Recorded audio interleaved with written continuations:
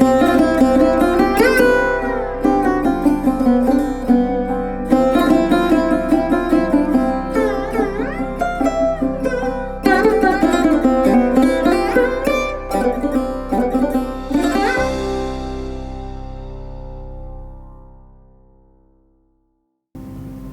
friends,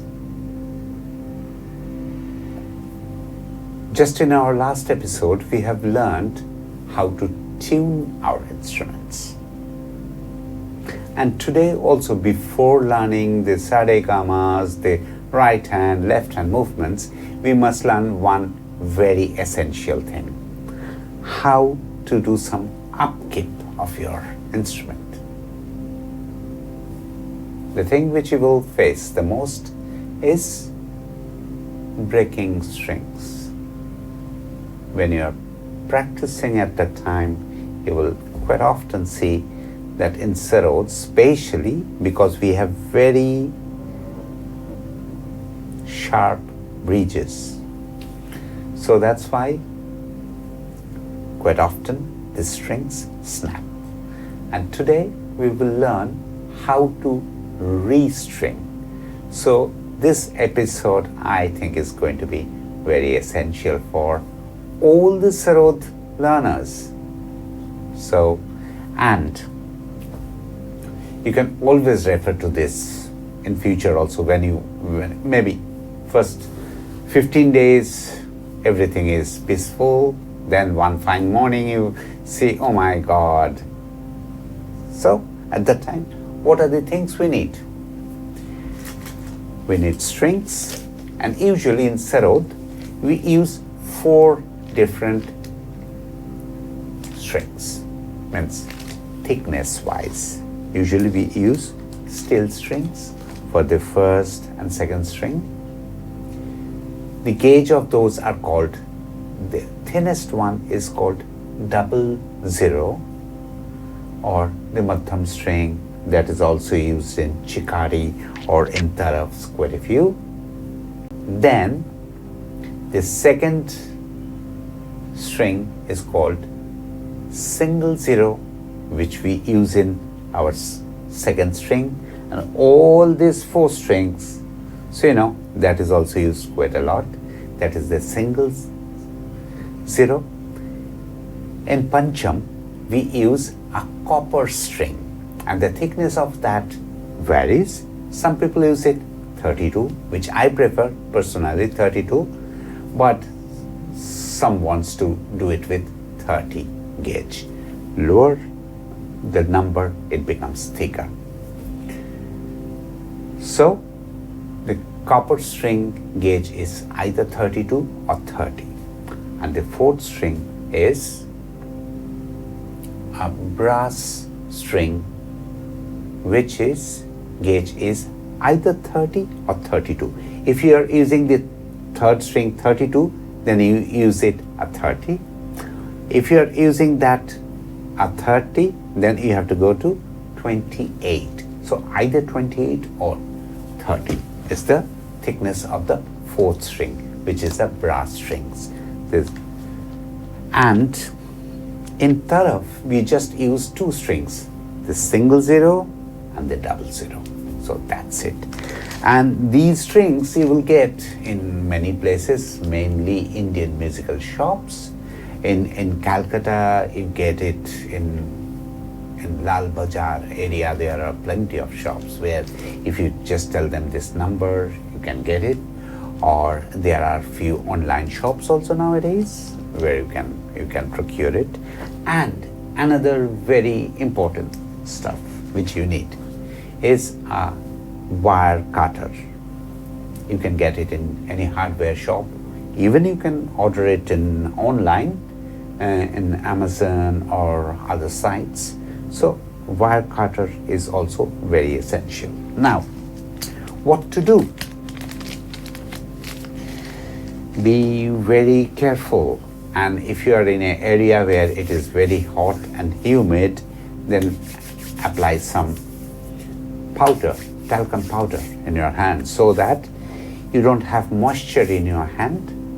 Otherwise, these strings, after a month, you will find them is not looking that bright, it has started getting those rusts, which is absolutely not good for the strings.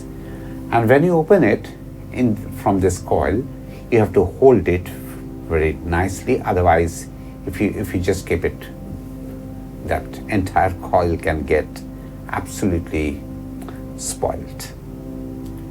So this is the way we open it. And what is the length we need for each? The length is usually the length from the peg to this tailpiece, the end, and another about a feet more. So you have that extra feet which you will need for doing the loop, for tying it, the peg, and even after that you have little bit extra. So that what happens is, usually we see that this bridge is very sharp, so that's why it breaks from here. If it breaks from there, in a running playing condition, we can just keep the string, and with that one we can make a tie and just do it. It's like in a race, you change tires and they just do it in few seconds. And also we do it within less than a minute. So you have to first do it very slowly, check the length. I have already told you the length will be usually a feet more than the distance of the peg and the tailpiece, means here where you have to tie it. Good.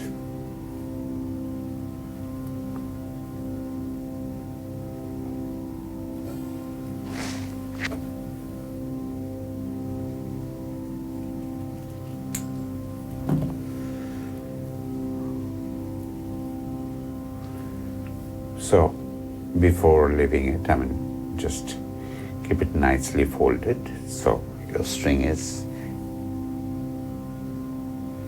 this is a single zero string which we will do with the change, the sa. Now this is the length. Let me just open this one first. How to do that?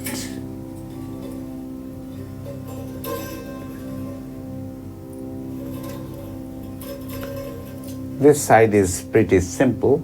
I will just show you when I do it. And again, you need this too.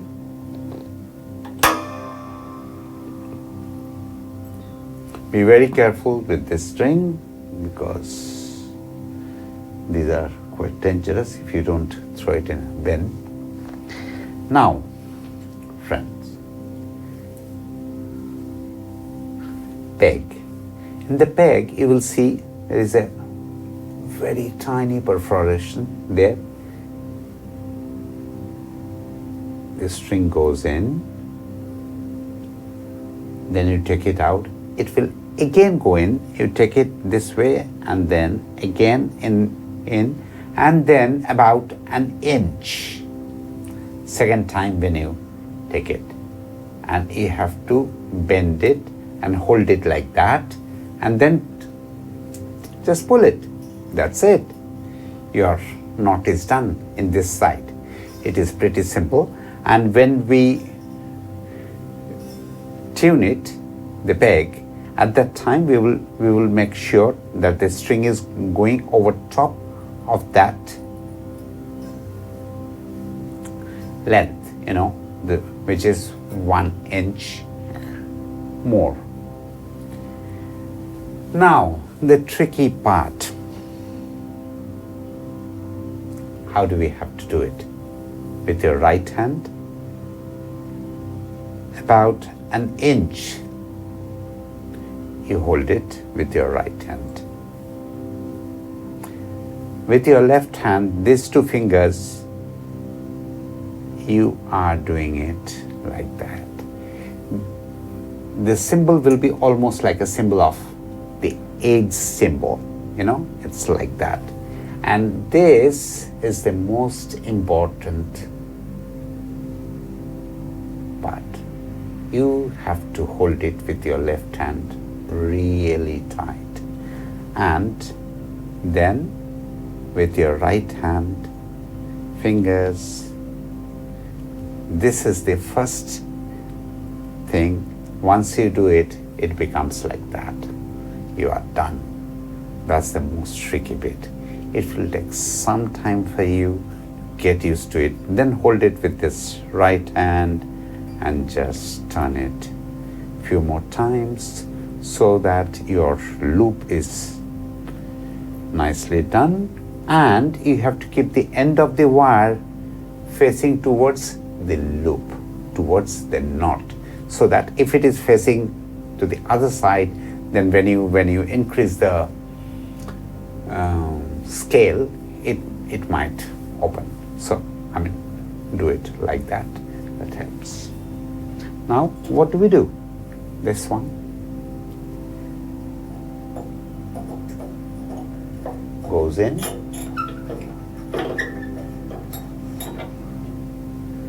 The knot.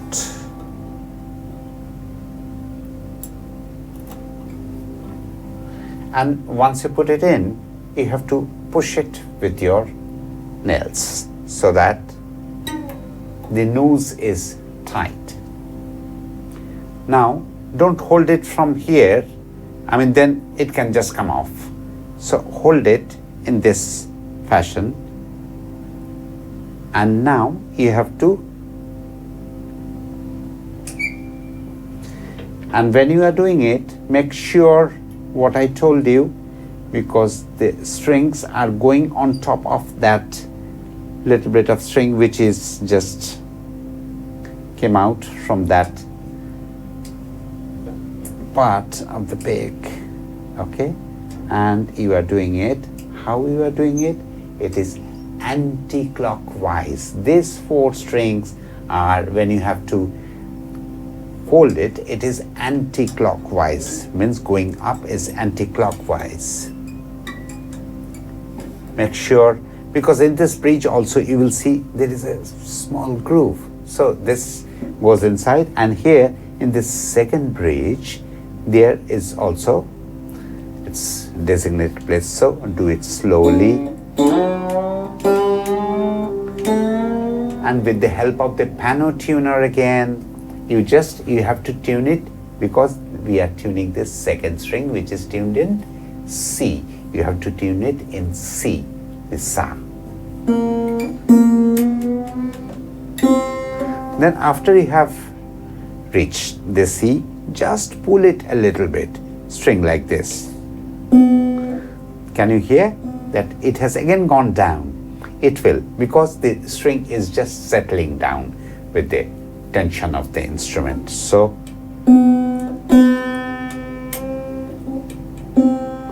and you have to make sure that you do it very tight, otherwise it can just slip.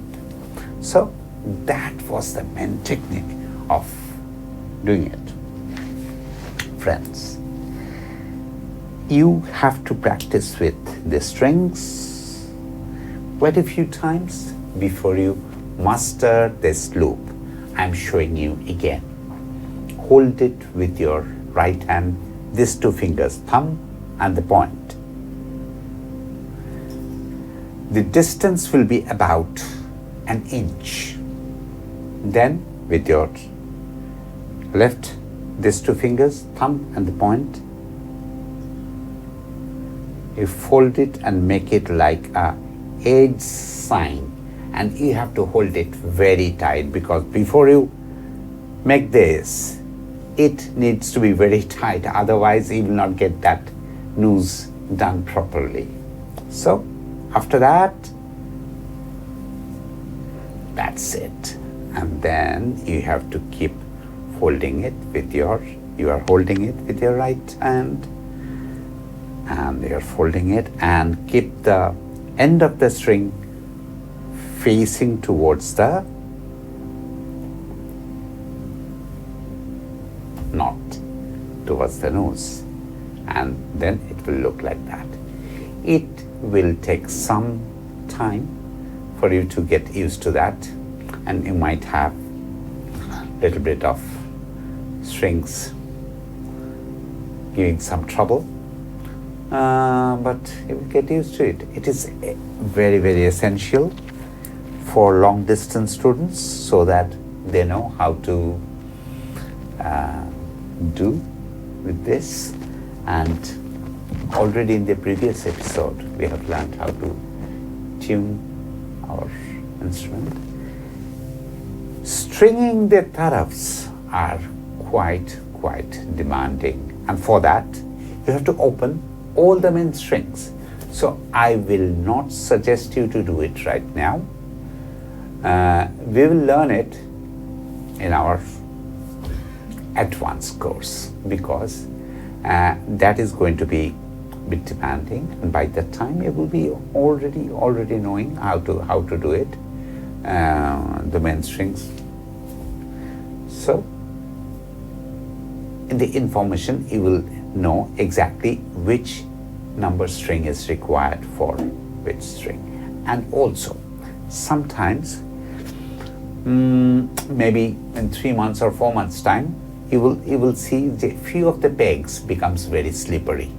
So at that time what you need to do is you have to buy sandpaper, which is very fine sandpaper, wood sandpaper, and just you see the contact point there, you have to rub it a bit, and also apply chalk. We use chalks for writing in the blackboards, those chalks.